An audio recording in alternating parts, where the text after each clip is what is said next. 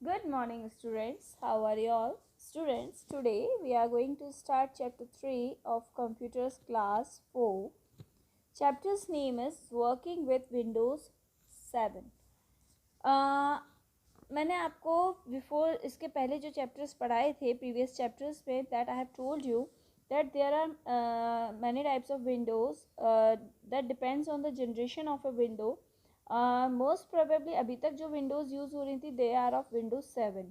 Okay, अभी latest जो हम लोग यूज़ करते हैं दैट इज़ विंडो 10. पर अभी जो हम चैप्टर पढ़ रहे हैं इट इज़ ऑफ विंडोज 7, क्योंकि विंडोज 7 जो है वो अभी भी चल रही है. It is in running process और ये ईजी भी है यूज़ करने के लिए. अभी जो विंडोज़ 10 आया है that is also quite similar to Windows 7. Okay, so let's learn about Windows 7.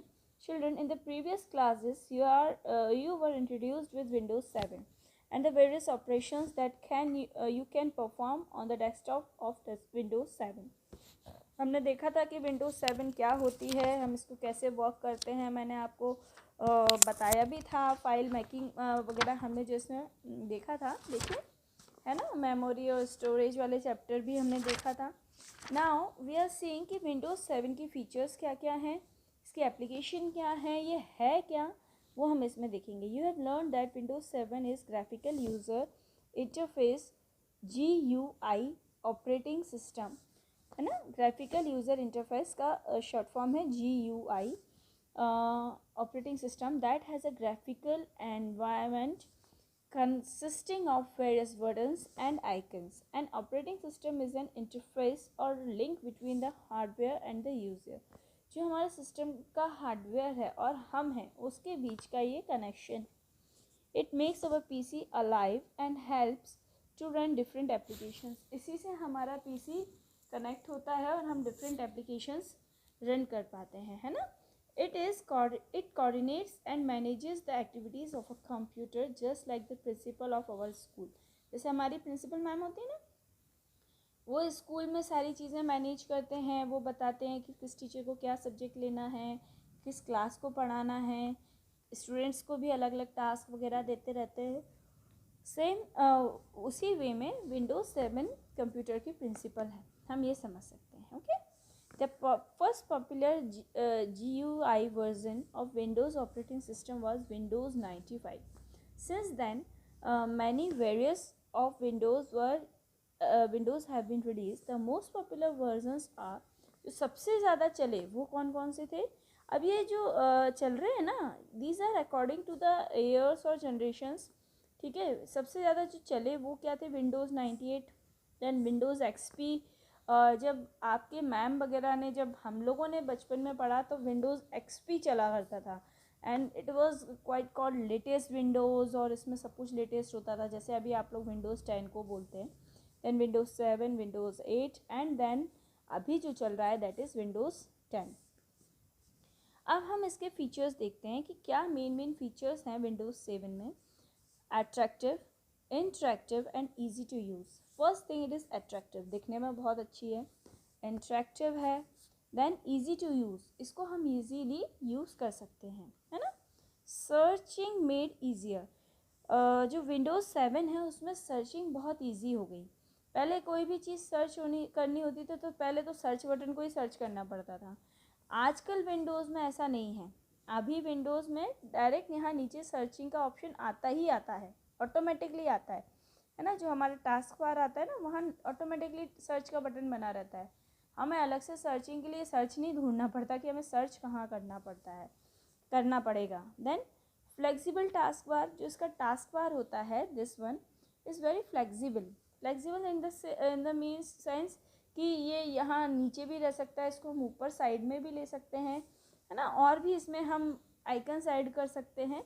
जैसे कि the task bar of Windows 7 is more flexible and application oriented. Unlike the previous versions of Windows, we can pin our favorite programs on the taskbar for easy access. जैसे मान लीजिए मुझे Google Chrome से बहुत काम पड़ता है तो मैं गूगल क्रोम को ईज़िली यहाँ पिन करके रख सकती हूँ टास्क बार पर, तो ईज़िली मेरा ऑपरेट होता रहेगा, है ना.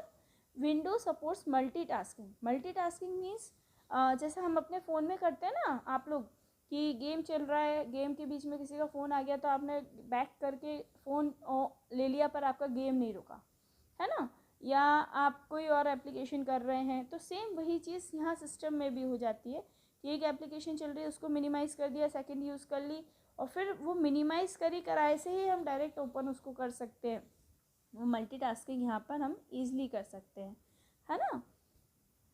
मतलब हम जैसे मान लीजिए म्यूज़िक सुन रहे हैं, म्यूज़िक सुनते सुनते हम हमारा जो वो वर्क है क्या कहते हैं टाइपिंग का, वो कर सकते हैं, है ना। देन जंप लिस्ट क्या होता है? This is a new feature that makes us straight to the documents, pictures, songs और websites we have recently visited. एक जंप लिस्ट बन जाती है विंडोज़ 10 में, जो रिसेंट हम लोगों ने वर्क किया ना वो यहाँ पे आ जाता है, या मोस्ट विजिटेड, जैसे किसी का गूगल क्रोम सबसे ज़्यादा यूज़ में आता है तो वो यहाँ पर आ जाएगा, ऑटोमेटिकली आ जाएगा, है ना।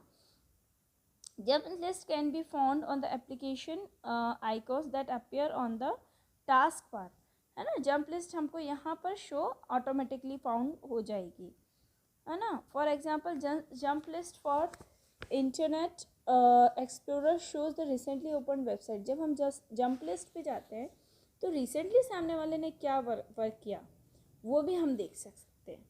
Okay, then comes cascading windows. Cascading का मीन्स होता है एक साथ बल्क में सारी विंडोज शो होना, है ना। जैसे कि इस तरह से ये देखिए, है ना, एक के ऊपर एक के ऊपर, और पर वो किस फ्लो में यूज़ होती हैं, जिस फ्लो में हमारा सिस्टम चल रहा है। जैसे मान लीजिए सबसे पहले हमने गूगल खोल रखा है तो गूगल, देन उसके पीछे, देन उसके पीछे, देन उसके पीछे, है ना, वन विंडो हमारी अलग अलग ओपन होती जाती हैं इसमें। Cascading this option is displayed when you right click the taskbar। जब हम टास्क बार पर राइट क्लिक करते हैं तो ये कैस्केडिंग सिस्टम खुलता है। The cascading windows option arranges all the open windows from the top left corner of the screen to the top bottom right of the in the layers. एक layer में ये सारी अरेंज हो जाती हैं। Then the task bar. अब हम देखते हैं इस विंडोज 7 का टास्क बार कैसा है।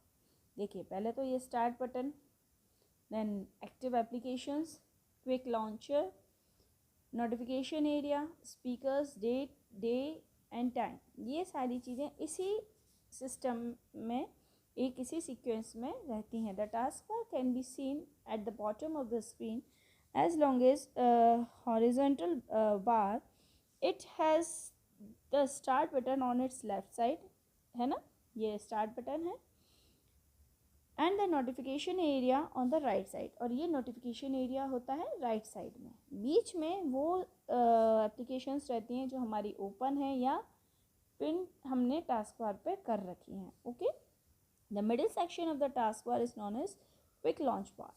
इसको हम कहते हैं, ये जो एरिया है ना, this one is called quick launch bar. Quick launch bar यानी कि इसमें वो एप्लीकेशंस जो ओपन है या जो हमने we have pinned on task bar वो यहाँ पर शो होती हैं। ठीक है, whenever we run a program its button is automatically placed on the task bar. कोई भी प्रोग्राम हम चला रहे हैं, कोई भी एप्लीकेशन ऑन है तो वो ऑटोमेटिकली टास्क बार पर आ जाती है। Okay, then it comes start button. Start button क्या होता है? You all know that start button comes for showing us all the probably windows that we can open on a system. This is probably the most used button on the Windows desktop. When we click on the start button, a menu displaying the major options appear। जो हमारे major options हैं, जो भी हम applications majorly इस पर चला सकते हैं, वो यहाँ ओपन स्टार्ट मेन्यू से हो जाती है। This menu is known as start menu. इसको हम क्या कहते हैं? स्टार्ट मेन्यू कहते हैं। Then comes notification area. यहाँ पर हमको क्या क्या दिखता है? We can see clock, we can see antivirus program, software update, sound speakers, battery status, date, day and time etcetera. जो भी हमें नोटिफिकेशंस होते हैं वो इस एरिया में शो होते हैं, वो यहाँ से शुरू होता है। ओके, हम कोई भी आउटसाइडर कोई भी चीज़ इसमें लगाते हैं, है ना, लाइक अ पेन ड्राइव और अ केबल, कुछ भी, तो वो हमें यहाँ पे नोटिफाई हो जाती है. Okay students, then comes quick launcher bar. अब ये क्या है, ये we will see in next video. We will learn about quick launch bar, using desktop, how we can use it, about icons हम लास्ट क्लास में पढ़ चुके हैं क्लास 3 में. then also we will learn that about them. okay, और भी बहुत सारी चीज़ें हैं that we will learn in next video. okay, till then, bye bye, take care.